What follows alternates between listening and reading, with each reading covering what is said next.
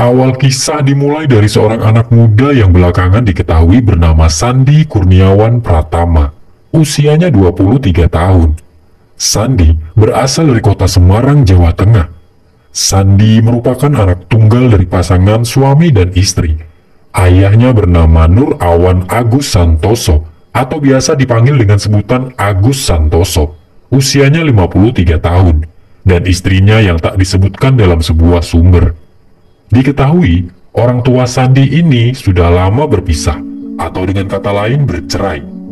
Disebutkan Sandi tinggal bersama neneknya. Sebenarnya, Sandi dan ayahnya tinggal bersama, namun lebih sering tidur di rumah neneknya. Sandi dan ayahnya tercatat sebagai warga Tegalsari, Perbalan, Semarang, Jawa Tengah. Di lingkungannya, kehidupan Sandi ini tergolong biasa saja, tak ada yang istimewa. Bahkan beberapa warga beranggapan Sandi merupakan anak yang baik, sopan santun, dan pekerja keras. Namun, nama anak muda ini pernah menjadi perbincangan warga masyarakat Indonesia, khususnya di kota Semarang, Jawa Tengah. Lantas apa yang dilakukan Sandi ini? Ternyata pada tahun 2021 silam, Sandi telah melakukan tindakan penganiayaan terhadap ayahnya sendiri, yaitu Nur Awan Agus Santoso. Namun anehnya, warga justru cenderung mendukung Sandi, bahkan keluarga Sandi sekalipun. Diketahui dalam kehidupannya, Nur Awan Agus Santoso atau biasa dikenal dengan Agus Santoso, merupakan seorang ayah yang tak memberikan contoh yang baik kepada anaknya. Selain tak bekerja, Nur Awan Agus Santoso menurut warga sekitar sering mabuk-mabukan. Apabila sedang mabuk, ia selalu berbuat rusuh, mengajak orang-orang untuk berkelahi, tak pandang siapa orangnya. Bahkan keluarganya sendiri pun hingga anaknya diajak ribut dengan dia. Ketika Nur Awan Agus Santoso mabuk, para warga lebih memilih menutup pintunya rapat-rapat daripada harus bertemu dengan ayah Sandi ini. Karena warga sini kan kalau dia sudah minum itu langsung pada tutup pintu semua, kan nggak mau diskusi lah. Nanti setelah ngomong sedikit salah nanti malah lagi seringnya gitu standar gitu. Makanya warga sini kan juga kadang-kadang sudah lihat dia itu kalau sudah minum sudah nggak mau. Bahkan menurut beberapa informasi, ayah Sandi pun pernah diusir warga dari kampung, namun tidak berhasil.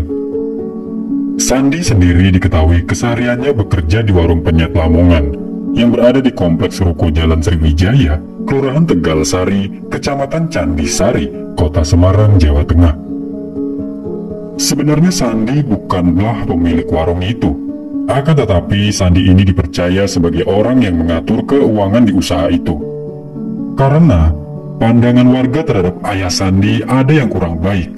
Lantas Sandi pun mengajak ayahnya bekerja di warung yang sama. Daripada ayahku berbuat yang enggak-enggak, lebih baik tak ajak kerja aja. Begitu kira-kira kata Sandi. Dan akhirnya Sandi dan ayahnya pun bekerja di tempat yang sama, yaitu warung penyet Lamongan. Namun Sandilah tetap yang menjadi kepercayaan bosnya, mengatur semua keuangan termasuk nota-nota pendapatan setiap malamnya. Jika dilihat, pendapatan warung penyet Lamongan pun termasuk besar, bisa mencapai 400.000 hingga 600.000 setiap malamnya. Pada saat itu, Sandi baru bekerja kisaran pertengahan puasa, ya kira-kira 2 minggu. Sandi pun tiap habis tutup warung selalu laporan kepada bosnya. Nota-nota pendapatan malam hari setelah berjualan. Begitupun setiap harinya. Singkat cerita, malam takbiran pun tiba.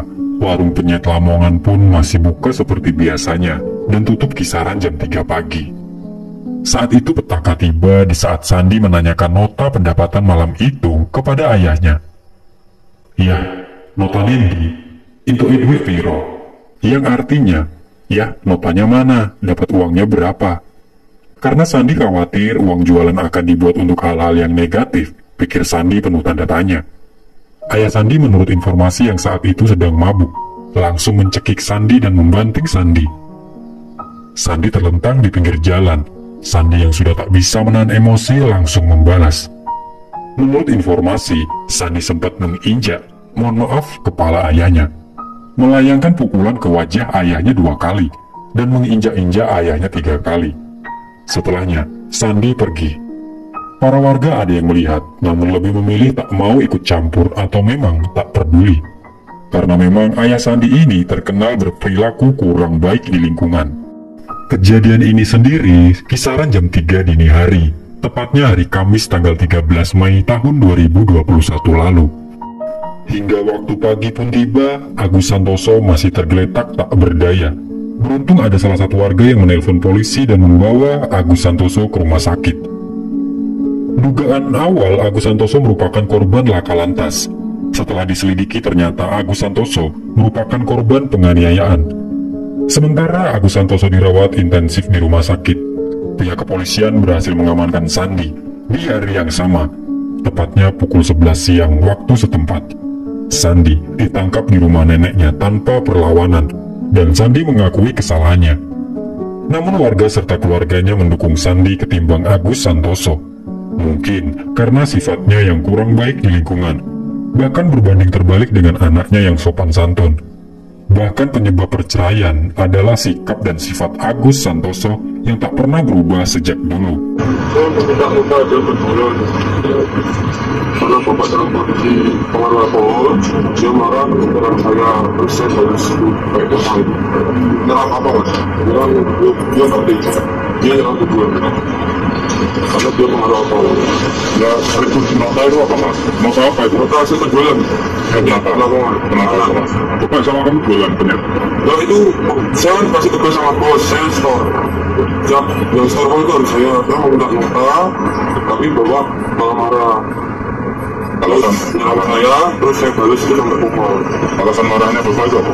Ya saya minta notanya itu.